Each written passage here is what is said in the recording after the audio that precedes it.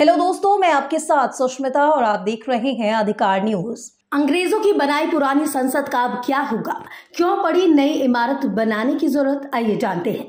बस कुछ ही घंटों में देश का इतिहास बदलने वाला है। दुनिया के सबसे बड़े लोकतंत्र के सबसे शानदार मंदिर के कपाट खुलने वाले हैं। कुछ ही घंटों बाद देश को नया संसद भवन मिलने वाला है। प्रधानमंत्री नरेंद्र मोदी कल यानी रविवार 28 मई को नए संसद भवन का उद्घाटन करेंगे। बीजेपी जहां इसे गर्व का पल बता रही है, वहीं किस विपक्षी दलों ने उद्घाटन समारोह का बहिष्कार करने का फैसला किया है। पीएम मोदी जब नई संसद का उद्घाटन करेंगे तो गैर एनडीए वाले दल भी इस समारोह में उपस्थित रहेंगे। इन सबसे इतर अहम सवाल यह है कि आखिर कैसी है सबसे शक्तिशाली लोकतंत्र की ये सबसे बड़ी इमारत, आखिर क्यों पड़ी इसको बनाने की जरूरत और क्या होगा अंग्रेजों की बनाई पुरानी बिल्डिंग के साथ, आइए जानते हैं इन सवालों के जवाब। 20 मई 2014 को पीएम नरेंद्र मोदी ने पहली बार संसद में कदम रखने से पहले अपना सिर सीढ़ियों पर रख दिया था। ठीक उसी तरह जैसे किसी मंदिर में प्रवेश करते समय भक्त अपना सिर श्रद्धा से झुका लेते हैं।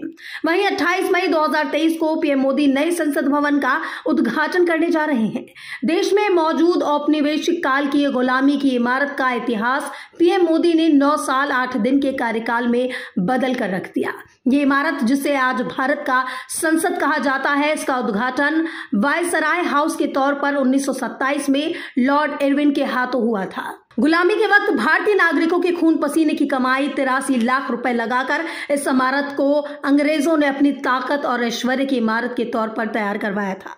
आजादी से लेकर अब तक ये इमारत देश के बदलते इतिहास के हर कदम की गवाह रही है। इस इमारत ने भारत के स्वतंत्रता संग्राम को देखा। 1947 में आजादी की आधी रात को अंग्रेजों ने इसी जगह सत्ता सौंपी। यही इमारत आजाद भारत की पहली संसद बनी। यहीं पर आजादी का पहला भाषण भी दिया गया। अब इसी इमारत के सामने आजाद भारत के अमृतकाल की नई इबारत लिखी जा चुकी है।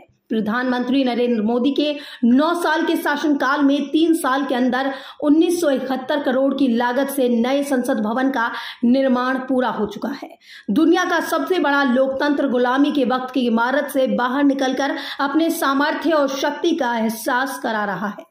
नया संसद भवन पूरी तरह से भारतीय तकनीक, भारतीय वास्तुकला, भारतीय इंजीनियर और भारत के लोगों के हाथों से बना है।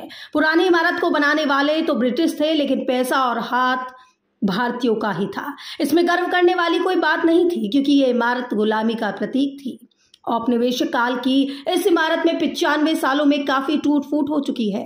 कहा जा सकता है कि आधुनिक वक्त की जरूरतों के हिसाब से पुरानी पड़ चुकी है। यहाँ सांसदों के बैठने की जगह तक बढ़ाई नहीं जा सकती है। ऐसे में नए संसद भवन की जरूरत काफी वक्त से महसूस की जा रही थी। इसे लेकर यूपीए सरकार के दौरान लोकसभा स्पीकर रही मीरा कुमार ने 2012 में ही नए भवन की मांग का सरकार के सामने रखी थी। उसके बाद एनडीए शासनकाल में लोकसभा स्पीकर सुमित्रा महाजन ने 2015 में और वर्तमान लोकसभा स्पीकर ओम बिरला ने 2019 में भी इसकी मांग केंद्र सरकार से की थी। 1 साल से ज्यादा विचार करने के बाद 10 दिसंबर 2020 को प्रधानमंत्री मोदी ने नए संसद भवन की आधारशिला रखी।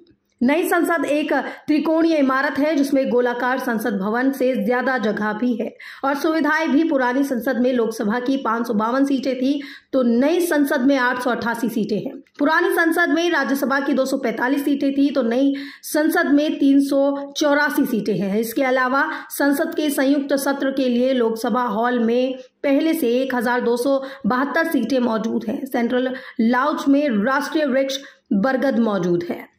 संसद भवन पर कांस्य से बना राष्ट्रीय प्रतीक 9500 किलो वजनी है। नए संसद में सुविधाओं की बात की जाए तो हर बेंच पर सिर्फ 2 सदस्य बैठेंगे। सीट पर touch screen audio video system लगा होगा, जो यूपीए पावर बैकअप के साथ होगा। नई संसद में मंत्रिपरिषद के लिए 92 कमरे बनाए गए हैं। वहीं हर सांसद के लिए खुद का ऑफिस स्पेस होगा। नई संसद में पुरानी संसद से 17,000 वर्ग मीटर ज्यादा बड़ी जगह है। नई लोकसभा मौजूदा पुरानी लोकसभा से 3 गुना बड़ी है। अब सवाल ये खड़ा होता है कि नई संसद के बनने के बाद पुरानी संसद का क्या होगा।